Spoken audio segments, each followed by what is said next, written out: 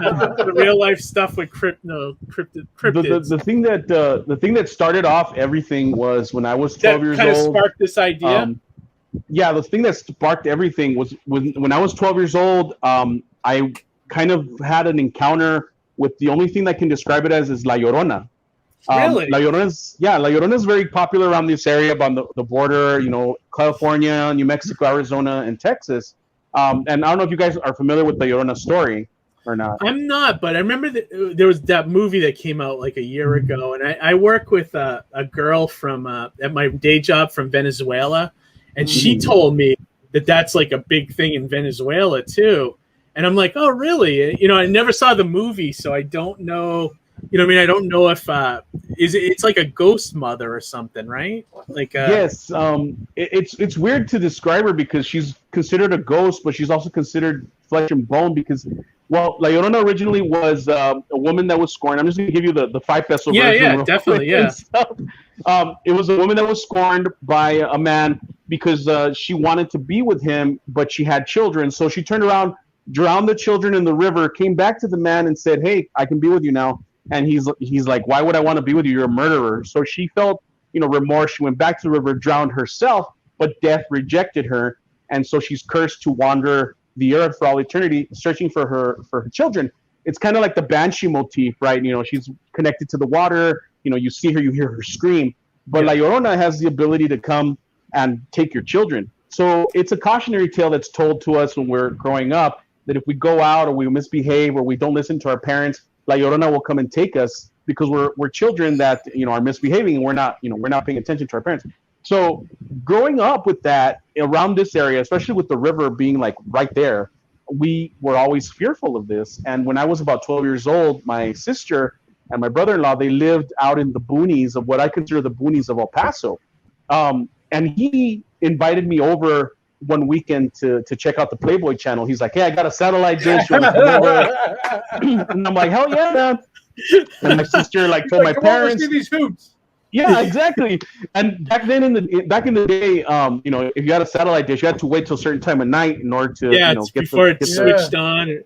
I remember trying to watch it through the static, and then once in a while the picture would come in for a second, and you'd be like, "Yeah, Yeah, exactly." I was excited, man. I was ready to go. You just get the credits or something. Yeah, I saw a boob. I know I saw a boob. Yeah, exactly. Yes. So I went over to their house, and the way that their house was built, it was a perfect square. It had been built out of the garage that was connected to the main house. The main house was his mom's house, and as soon as you drove up into the driveway, and the reason I'm describing this to you is because it comes into play later. So as soon as you drive into the driveway, it's like these huge cinder blocks and a solid oak door right in the middle. Okay. You walk in, and immediately to your left, there's a door that leads out to the backyard and the dogs. Behind that, there's a rock wall. Behind that, there's an irrigation canal, and then nothing but cotton fields. Okay. And when you walk into their house directly, there's a living room, there's a kitchen on the side, and then directly to the back, there was the main bedroom with a big window that would look out onto those cotton fields. So I showed up. It got late. We ate pizza. We're hanging out in the living room, and there was 2 couches, that were kind of L-shaped against the walls. And then around midnight, that's when the Playboy channel kicked on. We started watching it, and I fell asleep. My brother-in-law and I fell asleep. My sister was asleep with the kids in the back. I would say around maybe 3 a.m. Of course, it's got to be 3 a.m., right? Yeah. I woke up, and there was this hard pounding on the big oak door, like boom, boom, boom, boom, boom. And I sat up, and I didn't bother looking at my brother-in-law. I thought he had locked himself out. So I got up.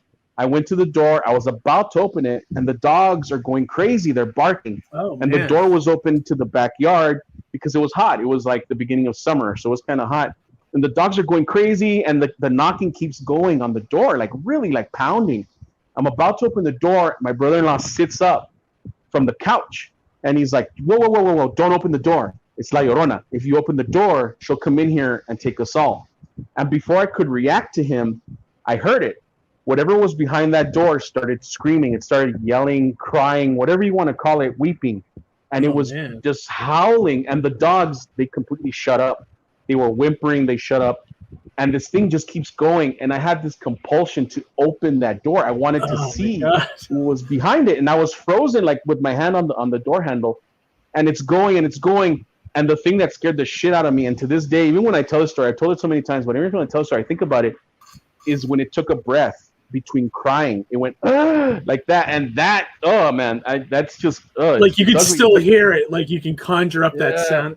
Wow, that's fucking you are crazy. I'm getting like goosebumps listening to this. What's that? Wow. I'm haunted. Yeah, I am haunted by that. And what ends up happening? My sister comes out of the back and she's like, "Oh, it's happening again." I'm like, "What do you mean again? What are you talking about again?" You know? And she's like, "Get away from the door and come sit down. Just get away from the door." Honey may have been just some scream. It's possible. Now that I think about it, confused. But anyways, yeah. So what was she I saying? managed to peel away myself from the door, and I went and I sat down, and the thing kept going, and then finally it stopped. And when it stopped, this super intense bright light came in through the cracks in the cinder blocks under the door. I compare it to daylight. That's how bright it was. It was just streaming into the room, and then it kind of faded, like real weird, like it just dimmed out, and then the dog started barking again. And I turned and I looked at these guys, and I'm like, "What the fuck just happened? What the hell was that?" And they're like, "Don't worry about it. Just go to sleep. We'll talk about it in the morning." And I'm like, "There's no way I'm gonna go back to sleep." Yeah, how now. can you sleep after that? Yeah, but they were very nonchalant. They were just like, "Yeah, just roll over, go to sleep." And they went back to sleep, and I'm like, "What the hell just happened?" The next day, I asked them, "What happened? What was that?" And they refused to talk about it. Like, "Don't worry about it. Just let it go. Don't worry about it." It took years before I asked them again what it was. And now looking back on it and talking about this so much, it started coming, I started dredging up all these memories. So they were into some stuff, because I remember going to their house and seeing, like, I don't know, occult symbols. There was things, there was books. That was the first time that I ever read the Satanic Bible, the Necronomicon, stuff like that. They had all these books and all this stuff. And now talking about it, it kind of starts clicking. And when I was about 18 years old, I asked them, like, "Hey, remember that time? What the hell was that?" And they're like, "It's La Llorona." That's what it was. It was La Llorona. We didn't want to talk to you about it then because we didn't know how you would react to it. We would witness it all the time. We had seen her in the backyard. My sister had seen her. All this crazy stuff. And I'm like, what so the do you hell? think like she was attracted to that house because of that kind of stuff, maybe? Because of the Playboy channel? Yeah, like because they were because into the of the occult and all that. And like it's funny how it was like no big deal because it probably happened every night, to them or whatever. Like it was like, they're just her. Casually haunted. Because it's funny. I had a friend of mine that had like a ghost in his house, and it was sort of the same thing. Like he told me, and this freaked me out from the story he was telling me. He would tell me that like every night, like it'd be about 3 a.m. Like the clock would just literally be changing from like 2:59 to 3, and all of a sudden he would like be, like wake up like with like adrenaline had hit him, and then like as soon as the clock hit 3 o'clock, he would hear somebody running up and down the stairs outside his room for like 2 minutes, and it's like, what the fuck, And then like bizarre. He said after about a year of it, he's just like, yeah, whatever, let's get it over. You know what I mean? It was like no big deal because you just get used to it. And I'm like, not me, man. I'd be like down 10 blocks by 301. I think we've all had just like, and it's like, can you say that you're haunted, or is it just like you can't explain what it is, right? Yeah, right. And that's a lot. I mean, I've had 2 instances in my life where it's like I can't explain. One of them was like a missing photo from that was hanging on a wall that was just gone. Like it's just gone. Like nobody was around to take it. It just disappeared, and then it eventually resurfaced in a. It was like a bin somewhere where like nobody would have ever thought to put it there. Weird shit like that. You can never explain it. It's just that's what it is. Yeah, it's crazy. Bizarre stuff like that. And then the thing is that kind of opened up the door, because after that, whatever it was that I experienced kind of followed me home. My parents' house, really? They were very, very like, these people should never have been together. And if they were together, they should have gotten divorced a very long time ago. And they were into some stuff. I know they were into some stuff because of things that I would find around the house, especially my mother. And whatever it was that happened at my sister's house kind of opened the door, and it followed me back home. And I would see shadow people. I would witness things, and I would hear voices. I would hear chains dragging outside the house. The only thing I can describe it as is like negative shadow people. They were like white shadow people. Like when you look at somebody up against like a dark wall and you see the halo around them, I would witness that all the time at the house, at my parents' house, because my parents were always very negative towards each other, and it created this environment of intense negative energy.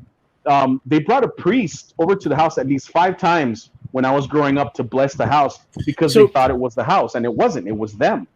Wow. So even your parents were experiencing this stuff too.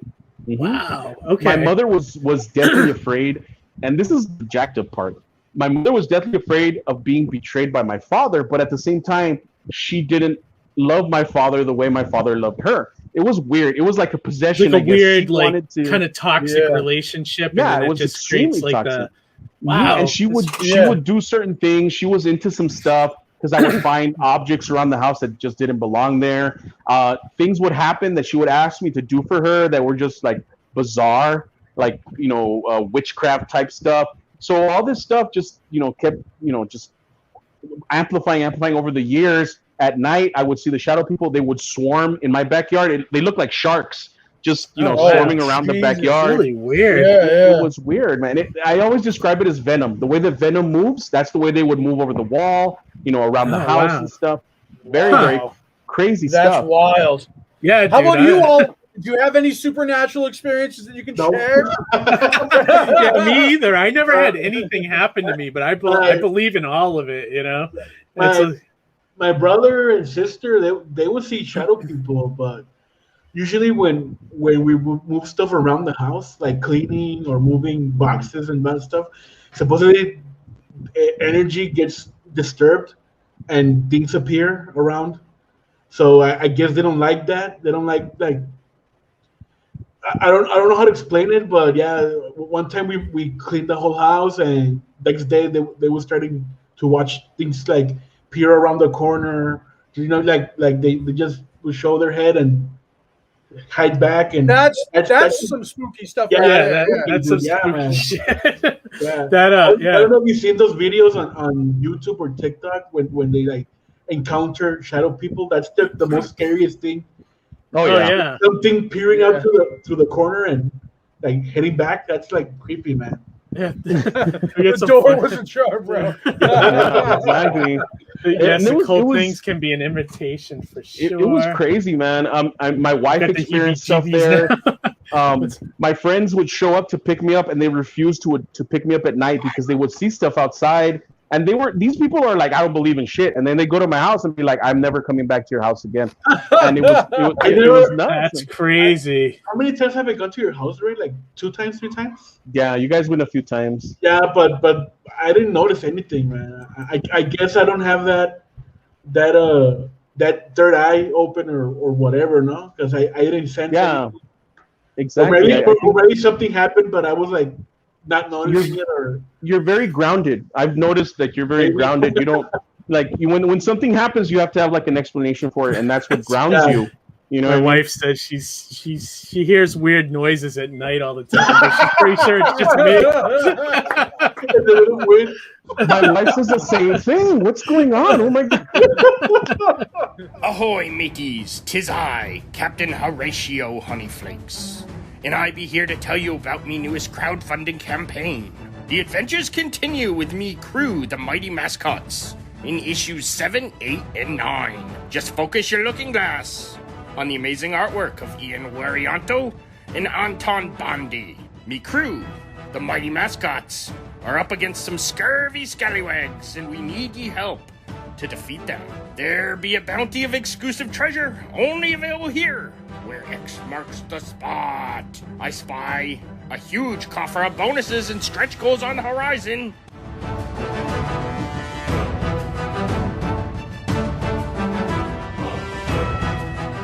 Then please consider pledging so we can continue these adventures with the weirdest crew I ever had the pleasure of sailing with.